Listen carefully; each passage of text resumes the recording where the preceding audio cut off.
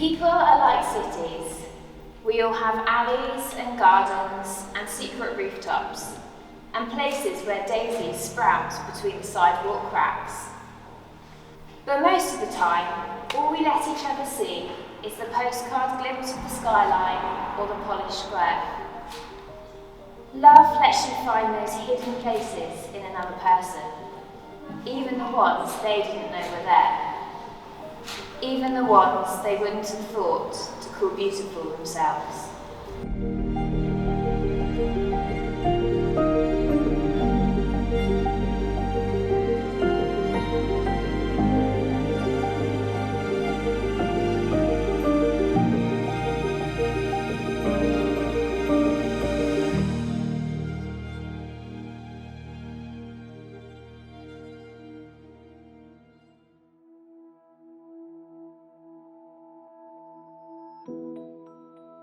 Well, welcome everybody to St Francis Church here in Ascot. We're celebrating today the joy of commitment, the joy of joining together the whole of their lives. We celebrate today the commitment that Richard and Sophie will be making. Jesus said to his disciples, "As the Father has loved me, so I have loved you. Remain in my love. If you keep my commandments, you will remain in my love, just as I have kept my Father's commandments and remain in his love. I have told you this, so that my joy may be in you, and your joy be complete. So this is my commandment to you all. Love one another as I have loved you." Richard, Sophie, you have come together in this church so that the Lord may see and strengthen your love in the presence of the church's minister and of your family and friends. Christ abundantly blesses your love. He has already consecrated you both in baptism, and now he enriches and strengthens you in this special sacrament, so that you may assume the duties of marriage in mutual and lasting fidelity. And so in the presence of the church, I'm now going to ask you to state your intention.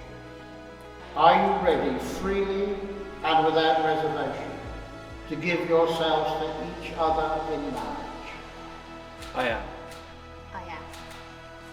Are you ready to love and honour each other as man and wife for the rest of your lives? I am.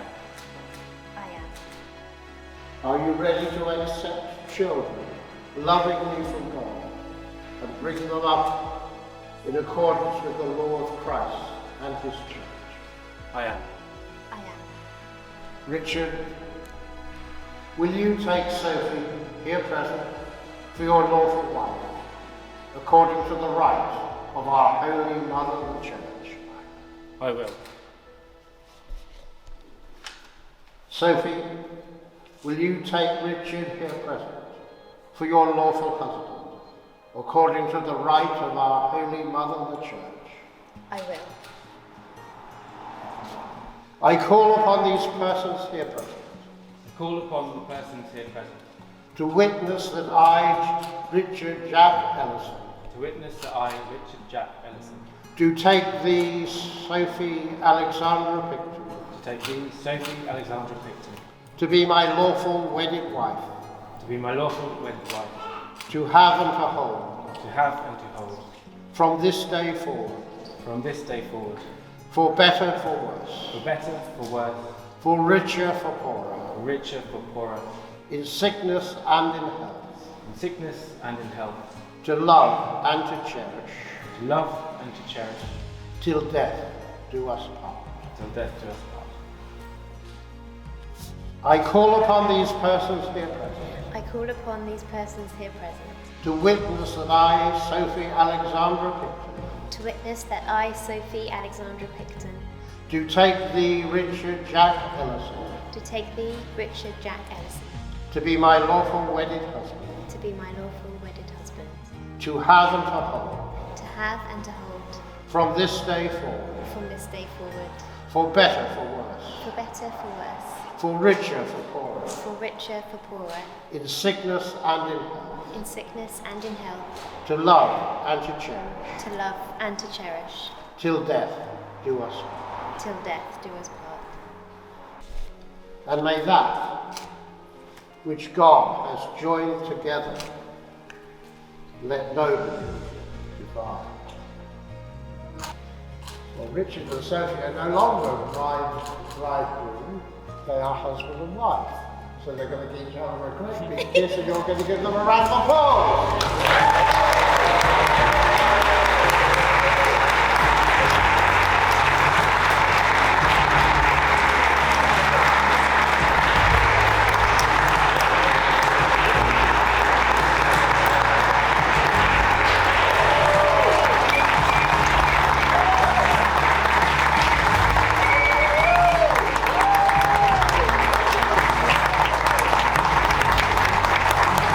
Sophie was born on a dark, stormy evening in September. We pulled into Cuckfield Hospital in Sussex, literally as the clock struck midnight.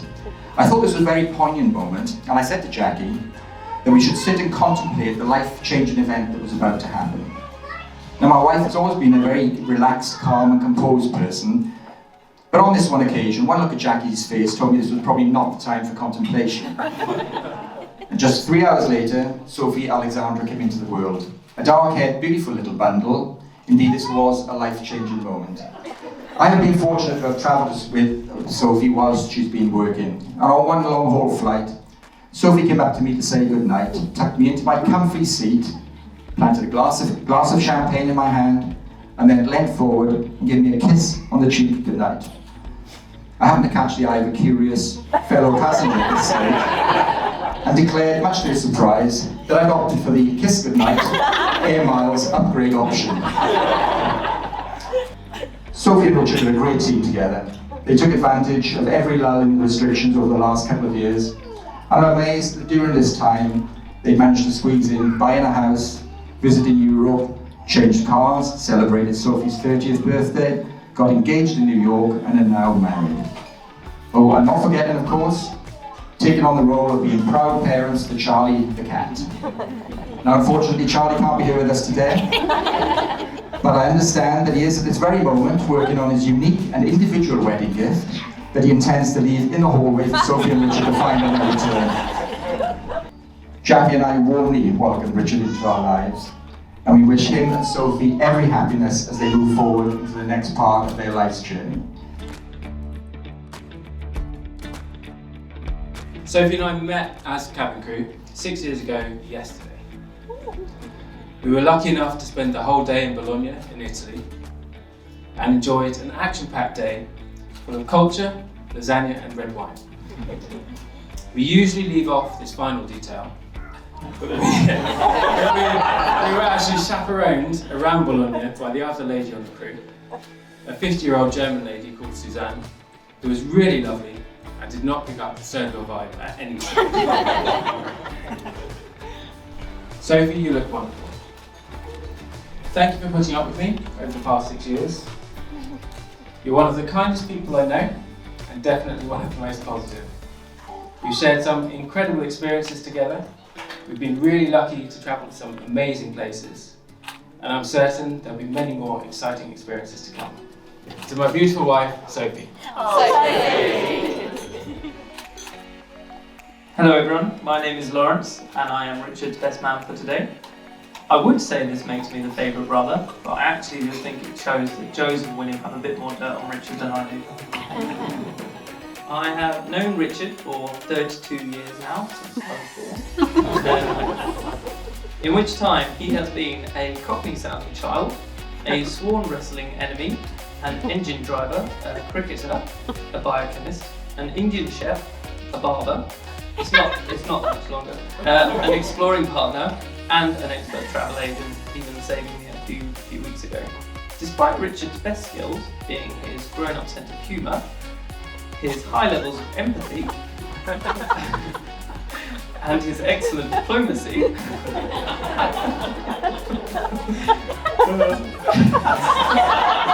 I'm glad he is now focusing his talents instead on being a devoted husband and cat dad. I'd like to share that Richard hates it most when people whistle, even though he whistles himself.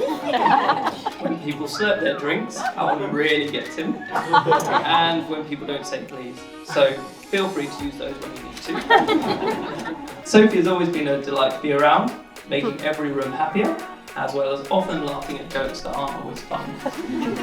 We may have just got to the bottom of why their relationship works so well. This is the part of the speech where I get to give some advice to the newlyweds, and this is something I've always tried to live by, especially the last bit. Keep on taking trips together and enjoying new experiences, but most importantly, don't order sharing plates with Richard, as he eats very fast and you won't miss any.